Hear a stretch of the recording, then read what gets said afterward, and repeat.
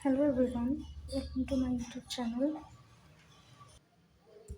आज हम बात करेंगे मोस्ट अवेटेड फॉर्म IBPS और RB की।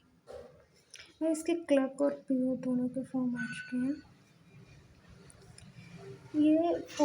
इस फॉर्म का कैंडिडेट इतना ज़्यादा वेट करता है, शायद ही किसी फॉर्म का किया होगा। फिर मैं तो SBI का करती हूँ, बट फिर भी लोग बहुत ही ज़्यादा क्वांटिटी में लोग इसका वेट करते हैं। बहुत ज़्यादा लोग इसका वेट करते हैं।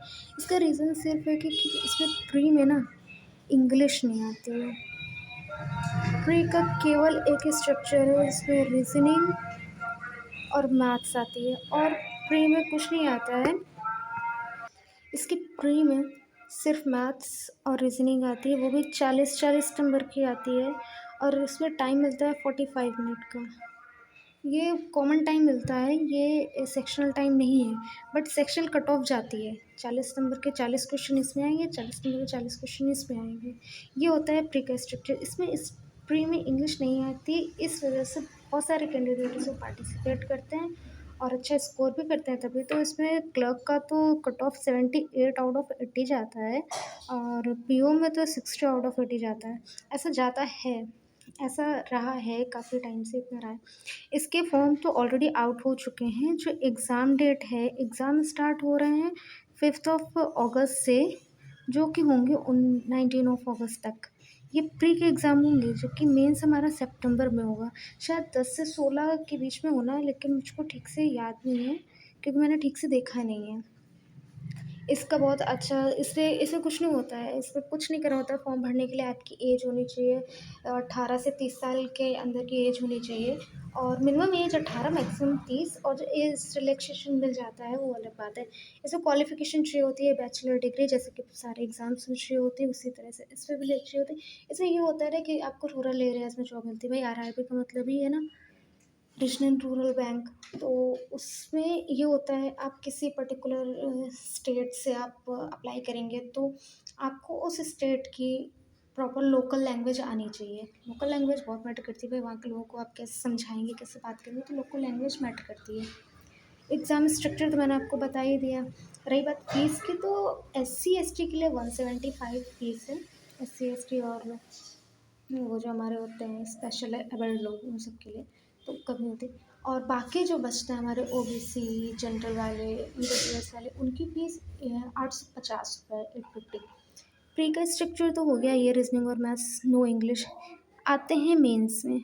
मेंस में होता ये है कि मेंस में हमारे पास सब सब कुछ आ जाता है। मेंस में आता है रीजनिंग, मेंस में आता है मैथ्स, मेंस में आता है कंप्यूटर भी आता है। इसमें इसमें GA, तो भाई GA बिना काम ही कहाँ चलेगा।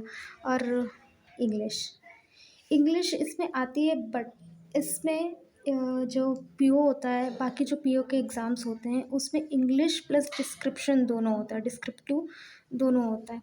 लेकिन इसमें क्या होता है कि नहीं, इस वाले फॉर्म में डिस्क्रिप्टिव है ही नहीं।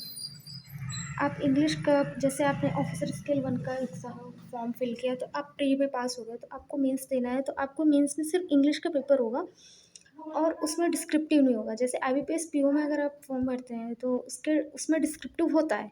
SBI PO में डिस्क्रिप्टिव होता है, लेकिन इसके PO में, IBPS के मेंस में डिस्क्रिप्टिव पेपर नहीं होता है। क्यों नहीं होता है? क्योंकि रीजनल रूरल बैंक है, और ऐसा मैंने सुना था, किसी टीचर ने या किसी यूट्यूबर ने मुझे भी बताया था, मैंने भी उनका वीडियो देख के सुना था कि इसलिए ऐसा होता है क्योंकि बहुत ज़्यादा रूरल एरिया के कैंडिडेट आते हैं। रूरल एरिया के कैंडिडेट्स जो होते हैं, उनकी इंग्लिश उतनी अच्छी नहीं होती है कंपेयर टू अर्बन एरियाज़, क्योंकि बहुत सारे कैंडिडेट बहुत अच्छे अच्छे स्कूल्स में, बहुत अच्छे भाई बीटेक को होल्डर्स भी बैठते हैं इस एग्ज़ाम्स में। ये नहीं कि सिर्फ BSc BCom वाले हों, बीटेक होल्डर भी बैठते हैं। तो भाई कंपटीशन तो है ही अच्छा खासा। वो भी राइटिंग स्किल्स उनकी तो कितनी अच्छी होती है। और जो नॉर्मल, भाई मैंने मैं भी कंट्री साइड नहीं रहती हूँ, लेकिन मैं कंट्री साइड से जुड़ी हूँ, मैं देखती हूँ लोगों को, उनकी इंग्लिश इतनी अच्छी नहीं होती है। शायद इस वजह से RRB ने डिस्क्रिप्टिव नहीं रखा है। लेकिन हाँ, इंटरव्यू ज़रूर होता है। इंटरव्यू होना इसलिए ज़रूरी है क्योंकि आप एक ऑफिसर पोस्ट पे बैठने जा रहे हैं, तो आपको एग्जामिनर चेक करता है कि आपको कस्टमर डील करना आता है कि नहीं आता। भाई इंटरव्यू तो आपकी पर्सनैलिटी चेक के लिए होता है, पर्सनैलिटी टेस्ट ही होता है एक तरह से। तो ये हो गई आज के एग्ज़ाम की बात। अब आते हैं हम अपनी स्ट्रैटेजी पे। स्ट्रैटेजी सिर्फ इतनी सी है फॉर बिगनर्स, उनको अपने कॉन्सेप्ट्स क्लियर करने हैं। फर्स्टली वो अपने कॉन्सेप्ट्स क्लियर करें। कॉन्सेप्ट क्लियर होने के बाद उनको अपनी स्पीड मेंटेन करनी होगी। Speed plus accuracy. भाई अगर एक्यूरेसी सही होगी तो आपके माइनस मार्किंग में नंबर नहीं जाएंगे, लेकिन अगर आपकी एक्यूरेसी कम होगी तो आप कितना भी अटेम्प्ट कर लो, भाई सवाल गलत होंगे तो नंबर कटते चले जाएंगे। और हाँ, इसमें 1/4 माइनस मार्किंग होती है, ये ध्यान रखिएगा। 1/4 माइनस मार्किंग है, एक नंबर का एक क्वेश्चन आता है, 1/4 माइनस मार्किंग होती है। ये हो गई हमारे बिगनर्स की। और जो हमारे लर्नर्स हैं, मतलब जो स्टार्टिंग से जो पहले से पढ़ते आ रहे हैं बट समहाउ उनका सिलेक्शन नहीं हो पाया, उनके लिए मैं बोलूँगी कि वो अपनी प्री के सिर्फ मॉक लगाएं, सिर्फ मॉक टेस्ट लगाएं। पर डे एक मॉक टेस्ट चाहिए और मेंस के साथ में तैयारी करते रहें। भाई मैं ये नहीं कह रही कि बिगनर्स मेंस की तैयारी ना करें, वो भी मेंस की तैयारी करें, लेकिन वो उनको अपनी स्पीड पे ज़्यादा ध्यान देना होगा, क्योंकि सेक्शनल टाइमिंग तो होती नहीं है और हमें दोनों ही सेक्शन के, दोनों ही सब्जेक्ट्स के हमें क्वेश्चन अटैम्प्ट करने होते हैं, क्योंकि सेक्शनल कट ऑफ जाएगी। भाई एक सेक्शन में फेल हो गए, दूसरे में 40 आ गए तो कोई मतलब नहीं बनता है ना। दूसरे एक में 40 आ गया और दूसरे में अगर 15 ही 20 रह गए और कट ऑफ चला गया 18 नंबर, तो फिर नहीं चलेगा ना, तो फिर फेल हो जाएंगे, तो क्या मतलब बनता है। तो दोनों लेके चलें, साथ में मेंस भी लेके चलना है। मेंस का ये रीजनिंग, मैथ्स, कंप्यूटर, जीए, इंग्लिश, ये सब लेके चलना पड़ेगा, तभी हमारी तैयारी अच्छे से हो पाएगी। तो ये था छोटा सा इंस्ट्रक्शन। और मैंने तो इसमें क्या किया है कि मैंने अपने प्री का ना टाइम डिवाइड कर रखा है। प्री को मैंने एक सब्जेक्ट को 22 दिए मिनट्स दिए, एक को 23 मिनट्स दिए हैं। इसलिए दिए क्योंकि भाई 45 मिनट मिलते हैं, उनको हमें डिवाइड करना पड़ेगा। जब तक डिवाइड नहीं करेंगे तब तक हमारे दोनों सब्जेक्ट नहीं हो पाएंगे फॉर बिगनर्स। और लर्नर्स को तो सब कुछ आता है उनको तो बस जाना है, पेपर में बैठना है, पेपर देना है और पास भी कर लेना है। समाव नहीं हो पाता है, किसी का प्री मेंस नहीं निकल पाता है, किसी का इंटरव्यू अटक जाता है, तो ये सारी चीज़ें होती हैं, इसलिए नहीं हो पाता है। बट हाँ, हो जाता है। इसमें एक चीज़ और है कि मेंस के एग्ज़ाम में आपको ऑप्शन में हिंदी का पेपर मिलता है। अगर आपकी इंग्लिश नहीं अच्छी है, अगर आप इंग्लिश नहीं अटेम्प्ट कर पा रहे हैं तो आप हिंदी भी दे सकते हैं, हिंदी का भी पेपर होता है उसमें। ऑप्शन में होता है हिंदी इंग्लिश, किसी एक को भी आप चूज़ कर सकते हैं, किसी एक में भी एग्ज़ाम आप दे सकते हैं। मतलब जब लैंग्वेज की बात आती है तो एक इंग्लिश लैंग्वेज होती है, एक हिंदी लैंग्वेज होती है। आपसे पूछता है एग्ज़ामिनर, पेपर जब स्टार्ट, फॉर्म जब फिल किया जाता है तब आता है एक ऑप्शन, तो उसमें आप ये फिल कर सकते हैं और बहुत अच्छा पेपर होता है, मेरा तो यही मानना है। ये रहा पूरा इसका स्ट्रक्चर। ये मैंने जो है बड़ा हिसाब किताब मेरा थोड़ा सही नहीं था, बट जैसे भी हुआ मैंने बनाया। ये IBPS क्लर्क पीओ के एग्ज़ाम डेट इतनी है, मेन की एग्ज़ाम डेट ये सितंबर में होगा, नवंबर और दिसंबर में मुझसे गलती से लिख गया था। मॉक टेस्ट देना है, ये मेरी स्ट्रेटजी और मुझे ये सब लेके चलना है। और वन मॉक टेस्ट डेली देना है, प्री का उसका एनालिसिस करना है, साथ में मेंस कंप्लीट करते हुए चलना है। तो मेरा तो फाइनेंशियल अवेयरनेस, बैंकिंग अवेयरनेस, जिसको GA भी कहते हैं, वो मेरा 50% कंप्लीट हो गया है। 50% मुझे जून में कंप्लीट करना है और जुलाई में उसका फुल रिवीजन करना है। और अभी मेरा कंप्यूटर बाकी है, जो कि मैं आज से स्टार्ट करूँगी। कंप्यूटर भी बहुत ज़रूरी है भाई, सेक्शनल कट ऑफ जाती है तो भाई पढ़ना तो पड़ेगा ही, कंप्यूटर मोस्ट इम्पॉर्टेंट। और इसमें भी मैं 1 मॉक टेस्ट दूँगी वीक में 1 दिन। वीक में 1 दिन मॉक टेस्ट इसलिए देना है क्योंकि मुझे पता चलेगा कि मेरी कितनी तैयारी चल रही है, कहाँ कमी आ रही है, क्या है, कैसे नहीं। तो ये सारी चीज़ें हमें मॉक टेस्ट देने से पता चलती हैं। इसलिए वीक में 1 डे मॉक टेस्ट देना है मेंस का, उसका फुल एनालिसिस करना है। यही मेरी स्ट्रैटेजी, और मैं आपको भी यही बोलूँगी आप भी इसी स्ट्रैटेजी को फॉलो करिए।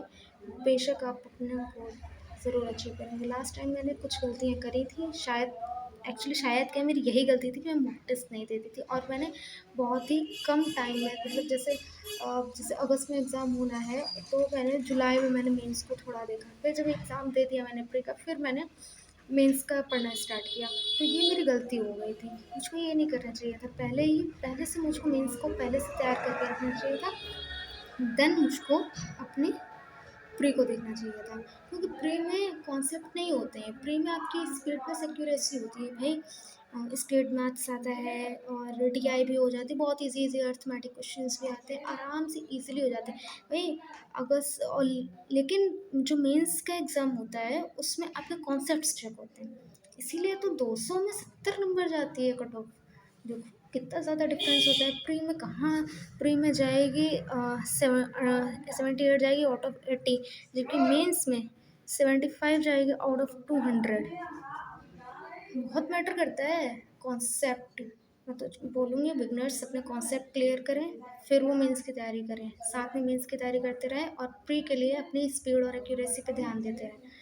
मेंस बहुत ज़रूरी है, बिना मेंस की तैयारी के आप प्री में अगर बैठते हैं तो आप अनप्रिपेयर्ड हैं। पहले आप कंप्लीट अपनी तैयारी करें, उसके बाद आप बैठें एग्ज़ाम।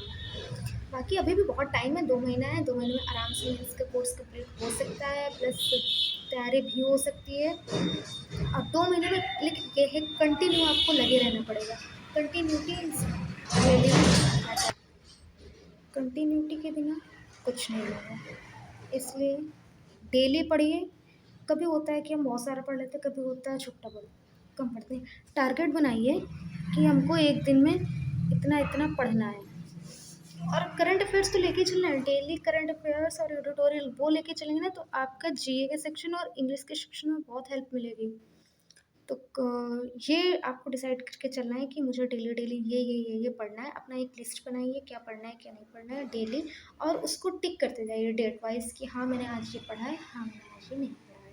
तो इस तरह से चीज़ें मेंटेन रहती हैं। कंसिस्ट रहने का मतलब ये नहीं है कि जितना मैंने टारगेट बनाया वो मैं कंप्लीट ही करूँ। नहीं, कंसिस्ट रहने का मतलब है कि आप डेली पढ़ रहे हैं, डेली भले आप थोड़ा पढ़ रहे हैं लेकिन आप डेली पढ़ रहे हैं, आपने एक भी दिन का गैप नहीं किया, आपने एक भी दिन स्किप नहीं किया है, वो होता है कंसिस्टेंट होना। तो ये मेरी स्ट्रैटेजी है और मैं आपको भी यही स्ट्रैटेजी फॉलो करने के लिए बोलूँगी। बाकी पढ़ते रहिए, आगे बढ़ते रहिए, सिलेक्शन होगा ही होगा, सबका होगा। Till take care, bye bye and पढ़ते रहिए।